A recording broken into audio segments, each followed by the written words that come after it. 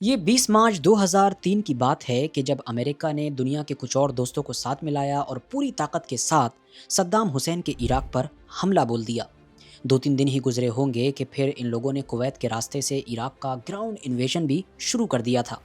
अगले 6-7 दिन के अंदर ही इन्होंने बड़ी तेज़ी के साथ बढ़त बनाई और फिर अप्रैल की 4-5 तारीख तक ये लोग ऑलरेडी जो इराक की राजधानी थी मतलब कि बगदाद वहाँ तक पहुँच चुके थे।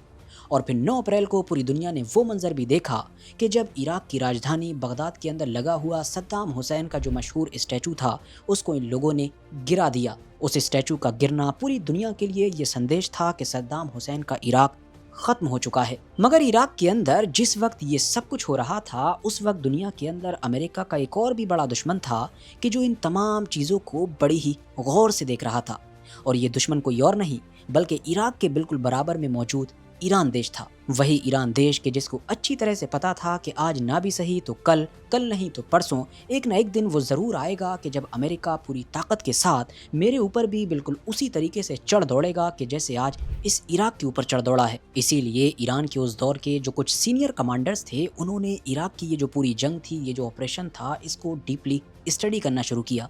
उन्होंने ये जानने की कोशिश की कि इराक जैसा देश कि जो तेल की दौलत से मालामाल था और पिछले कई दशकों से सद्दाम हुसैन की लीडरशिप में दुनिया भर के अंदर दहाड़े मार रहा था, अब अचानक से ऐसा क्या हुआ कि जैसे ही जंग शुरू हुई तो महीने और हफ्ते तो छोड़िए बल्कि 18 से 20 दिन के अंदर ही पूरी तरीके से ढह गया था। और जानते हैं कि ईरानियन कमांडर्स को इस सवाल का जवाब ढूंढते वक्त जो सबसे पहली और सिंपल चीज नजर आई वो कुछ और नहीं बल्कि इराक की फौज का हद से ज्यादा सेंट्रलाइज्ड होना था। जी हाँ, उन्होंने देखा कि इराक जैसा देश जो ठीक ठाक बड़ा भी है और उसकी आर्मी भी अच्छी खासी बड़ी थी, मगर ये जो बड़ी आर्मी थी ये काफ़ी सेंट्रलाइज थी। पूरी की पूरी आर्मी एक दो लोगों पर ही डिपेंड थी। अब वो एक दो लोग या तो खुद सद्दाम हुसैन थे या उनके लेफ्ट और राइट में रहने वाले कुछ कमांडर्स थे। तो अब हुआ ये कि जैसे ही अमेरिका ने हमला शुरू किया तो शुरुआत से ही उसने इन्हीं ऊपर के लोगों को टारगेट बनाना शुरू कर दिया, जिससे या तो ये ऊपर बैठे हुए चंद लोग मारे गए या फिर अंडरग्राउंड होने पर मजबूर हो गए। और मरने या फिर अंडरग्राउंड होने की वजह से जैसे ही इन लोगों का बाकी आर्मी से राब्ता टूटा तो ये आर्मी जो हद से ज़्यादा बड़ी थी, पूरे देश में फैली हुई थी, हथियार भी थे, ये पूरी तरीके से लावारिस हो गई। मतलब इसकी पूरी बॉडी तो मौजूद थी मगर सर उतर चुका था, जिसकी वजह से अब इन लोगों के पास कोई डायरेक्शन ही नहीं था कि आखिर करें क्या। नतीजा ये हुआ कि पूरा का पूरा इराक देश 18 से 20 दिन के अंदर खत्म हो चुका था। और सिर्फ इराक ही क्यों, बिल्कुल इसी तरह की ही चीज हम लोगों को अफगानिस्तान और लीबिया जैसे देशों में भी देखने को मिली। तो बस इसीलिए ईरान के उस दौर के जो कुछ सीनियर लोग थे उन्होंने फौरन इसी चीज पर ही काम करना शुरू कर दिया। मतलब अपनी जो पूरी बड़ी आर्मी थी उसको डिसेंट्रलाइज करना शुरू कर दिया। और ख़ास तौर से उस दौर में ईरान के कमांडर हुआ करते थे मोहम्मद अली जाफरी। उन्होंने तो बाकायदा इससे रिलेटेड एक डॉक्ट्रिन इंट्रोड्यूस करवाई, एक ऐसी डॉक्ट्रिन कि जिसका वैसे तो आम दिनों में कोई भी काम नहीं है मगर ईरान के एक ख़ास दिन के लिए बनाई गई है। एक ऐसा ख़ास दिन कि जो ईरान के लिए बहुत ज़्यादा ख़तरनाक होगा। ये ख़ास दिन तब होगा कि जब ईरान के सुप्रीम लीडर को अचानक से उनके किसी भी दुश्मन की तरफ से कत्ल कर दिया जाएगा। अब ये डॉक्ट्रिन थी क्या, मतलब इसको कैसे बनाया गया था और ये काम कैसे करती है? तो सबसे पहले तो ईरान की पूरी आर्मी को डिसेंट्रलाइज करने के लिए उसको 31 अलग अलग टुकड़ों में डिवाइड किया गया। मतलब ईरान के अंदर जो 31 अलग अलग प्रोविंसेस हैं, मतलब जैसा कि हमारे यहाँ राज्य होते हैं तो वैसे ही उनके अलग अलग प्रोविंसेस के लिए एक अलग अलग आर्मी बना दी गई, जो थी पूरी बड़ी आर्मी मगर उसको अलग अलग टुकड़ों में डिवाइड कर दिया गया। खास बात ये थी कि ये जो पूरी आर्मी 31 अलग अलग टुकड़ों में डिवाइड की गई थी, इन तमाम ही लोगों को अपने आप में आज़ादी दे दी गई थी।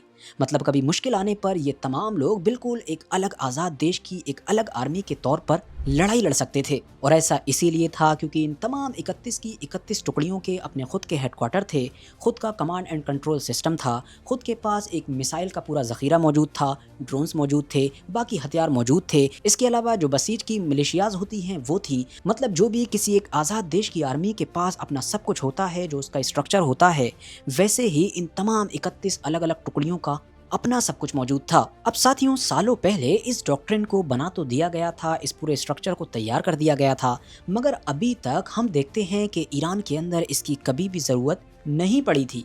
इसी वजह से दुनिया का कभी इस चीज़ की तरफ ध्यान भी नहीं गया था। मगर 28 फरवरी 2026 को अचानक से जिस वक्त अमेरिका और इसराइल की तरफ से ईरान के सुप्रीम लीडर को टारगेट किया गया, फौरन ही सालों पहले बनाई गई ये जो डॉक्ट्रिन थी ये एक्टिवेट हो गई। यही वजह थी कि हमने देखा कि पहले ही घंटे में ईरान के सुप्रीम लीडर, उनके लेफ्ट और राइट में रहने वाले जो उनके खास लोग थे या मिलिट्री के जो कमांडर्स थे, उन सबको एक ही जगह पर टारगेट करने के बावजूद भी ईरान ने अगले 1 घंटे के अंदर ही खतरनाक हमले करने शुरू कर दिए थे।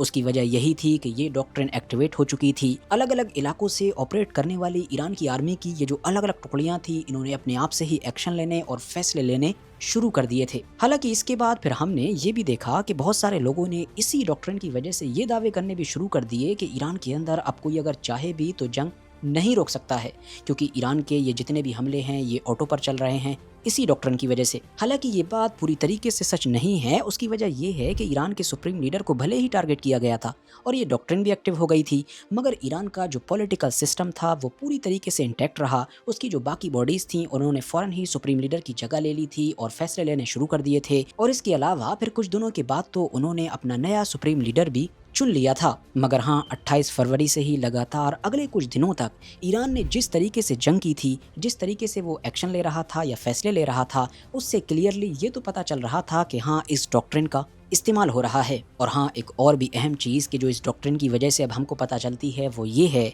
कि अमेरिका अगर ईरान के ऊपर ग्राउंड इन्वेजन करना चाहेगा, मतलब अपनी फौज ज़मीन पर उतारना चाहेगा, तो ये उससे भी ज़्यादा खतरनाक है कि जितना अभी तक इमेजिन किया गया था। वो इसलिए क्योंकि अगर यहाँ पर ग्राउंड इन्वेजन किया जाएगा तो ईरान के अंदर बिल्कुल इराक की तरह ऐसा नहीं हो सकता है कि अमेरिका डायरेक्ट बगदाद की तरफ बढ़े, बगदाद पर कंट्रोल हासिल करके अपनी फतह का ऐलान कर दे। यहाँ पर तेहरान को फतह करने से काम नहीं चलेगा, बल्कि यहाँ पर तो अमेरिका की फ़ौज को 31 अलग अलग प्रोविंसेस में बारी बारी से जाना पड़ेगा और वहाँ पर मौजूद एक अलग आर्मी को बारी बारी से हराना पड़ेगा। उसके बाद ही ईरान पर कंट्रोल हो सकेगा या ईरान पर फतह मिल सकेगी। और जाहिर है, जैसा कि हम देख रहे हैं कि अमेरिका आजकल हद से ज़्यादा महंगी जंगें लड़ रहा है, तो इस वजह से ये चीज़ करना या तो बहुत ज़्यादा मुश्किल है या फिर लगभग नामुमकिन बात है। आज के लिए बस इतना ही। मिलेंगे बहुत जल्द ही एक और नई रिपोर्ट के साथ। बाकी आज का ये वीडियो देखने के लिए भी बहुत बहुत शुक्रिया।